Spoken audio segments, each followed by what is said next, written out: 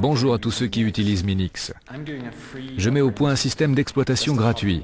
C'est juste un hobby, rien d'énorme ni de professionnel comme GNU pour les clones 386, 486 AT. C'est en route depuis le mois d'avril et ça devrait bientôt être prêt. J'aimerais avoir toutes sortes de commentaires sur ce que les gens ont aimé, détesté dans Minix, car mon système d'exploitation lui ressemble un peu. Toutes les suggestions sont les bienvenues, mais je ne promets pas de toutes les mettre en œuvre. Signé linus.torvalds@krona.helsinki.fi. 1991. L'Union soviétique s'effondre. La guerre embrase le Golfe. Le physicien britannique Tim Berners-Lee met au point un système hypertexte qu'il appelle le World Wide Web. Microsoft est bien parti pour dominer le monde. Et le 17 septembre, Linus Torvalds envoie la première version de Linux, 0.01, au monde entier via Internet. Les premières réactions arrivent en moins de quelques heures.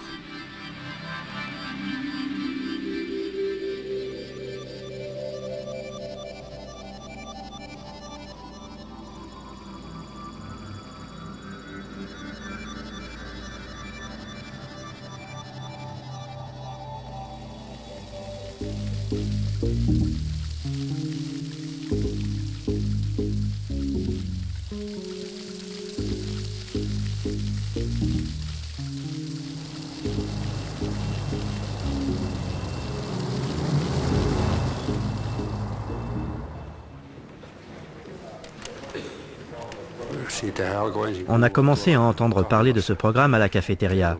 On disait qu'il avait commencé à être distribué sur le net. Puis on a entendu parler de ce Linus, du genre d'homme qu'il était. Mais en fait, il s'était déjà distingué auparavant par l'excellence de ses résultats.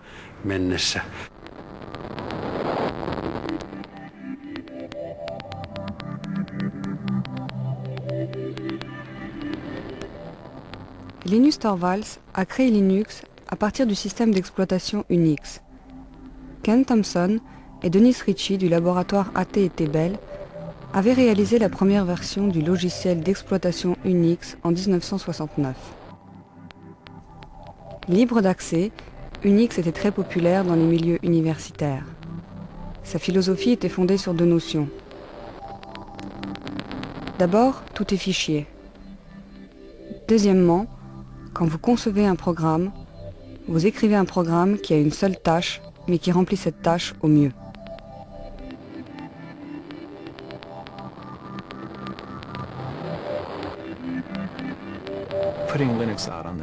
Il nous a semblé naturel de sortir Linux sur le net. Il y avait plein de bonnes raisons à cela. Notamment le fait que ce soit une bonne idée de rendre Linux disponible de façon à ce que les autres puissent le tester et m'envoyer leurs commentaires. Linus avait le choix entre deux choses. Il pouvait distribuer Linux gratuitement ou essayer de le vendre. Linux ne serait jamais devenu si important si Linus Torvalds avait essayé d'en tirer un bénéfice commercial. Personne ne l'aurait acheté. Ça aurait été un coup d'épée dans l'eau. Ça fait un petit bout de temps qu'on est là. La distribution de Linux en est à sa 3e génération.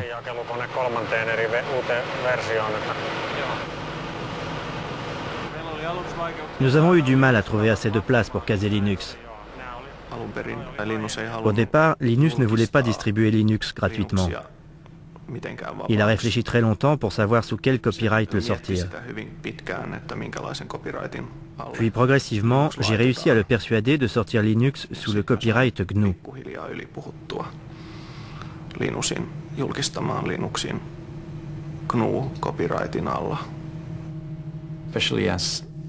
Surtout parce que le programme de compilation que j'utilisais avait été sorti sous la licence GPL.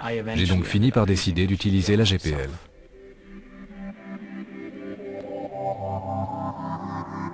La GPL a été fondée par la Free Software Foundation au milieu des années 80. Cette fondation spécifie que si vous changez ou modifiez le code, vous devez mettre vos changements et améliorations à la disposition de tous gratuitement. La licence GPL avait pour but d'empêcher tout individu de s'approprier le monopole d'une nouvelle technologie importante.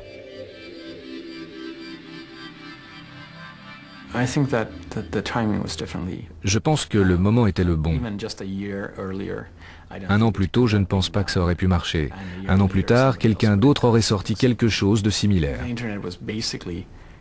Internet n'avait pas encore vraiment démarré auprès du grand public, mais il s'était déjà bien développé dans les réseaux universitaires.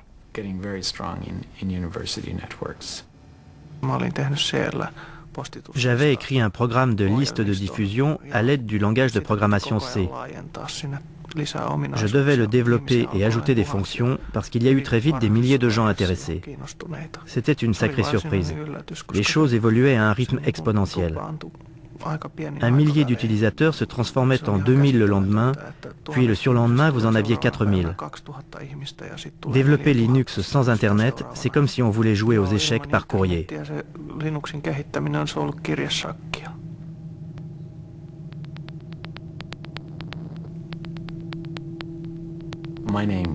Mon premier choix de nom était Freaks, F-R-E-A-X, pour exprimer à la fois l'idée de free, libre et gratuit, et de freak, bizarre, sans oublier le X pour Unix. Je n'aimais pas l'idée de l'appeler Freaks. Ce n'était pas un nom très vendeur. Harry Lemke, qui a mis Linux sur site FTP, pensait que c'était une mauvaise idée et détestait vraiment ce nom. Quand il a lancé le site FTP, il l'a appelé Linux parce qu'il savait que c'était le nom qui marcherait. Le nom est resté et Linux est nettement meilleur.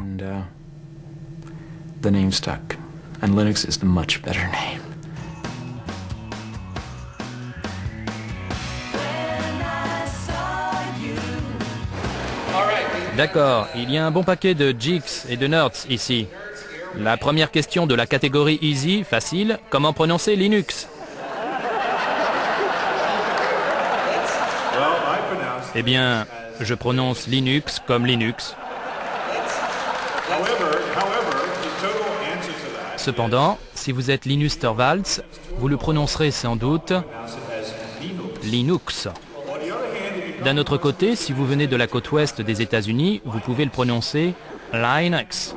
Mais Linus Torvalds se fout pas mal de la façon dont vous prononcez Linux du moment que vous l'utilisez. J'ai commencé à jouer avec Linux en juillet 1991, peu de temps après que Linus ait sorti la version 0.09 du noyau.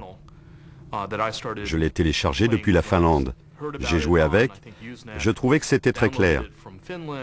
À ce stade, la largeur de la bande Internet sur la liaison transatlantique était très limitée. Il était donc très pénible de télécharger tous ces modules depuis la Finlande. Je me suis alors dit qu'il fallait faire quelque chose pour remédier à cela. J'ai utilisé ma station de travail personnelle, celle qui était sur mon bureau, tsx-11.mit.edu, et j'ai établi une archive miroir de toutes les sources du noyau sur ma station de travail privée. C'était le premier site FTP Linux à voir le jour aux États-Unis.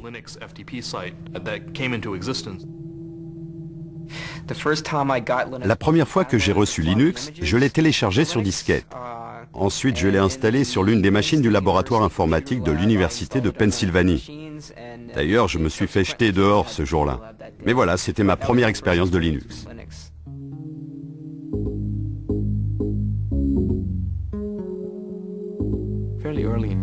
Assez tôt, en 1992, je me suis rendu compte que je ne connaissais plus personne.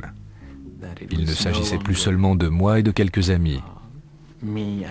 Il y avait moi et environ 200 personnes dont je n'avais pas la moindre idée de qui elles étaient, de l'endroit où elles se trouvaient, ni de ce qu'elles faisaient avec le système. Et c'était déjà un grand pas.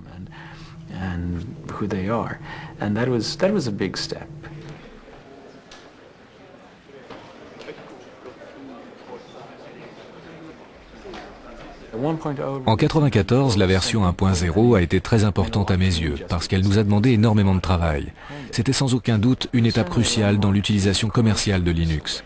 Avant la version 1.0, il était en effet très difficile d'utiliser Linux à des fins commerciales. Je vous souhaite la bienvenue au lancement du système d'exploitation Linux.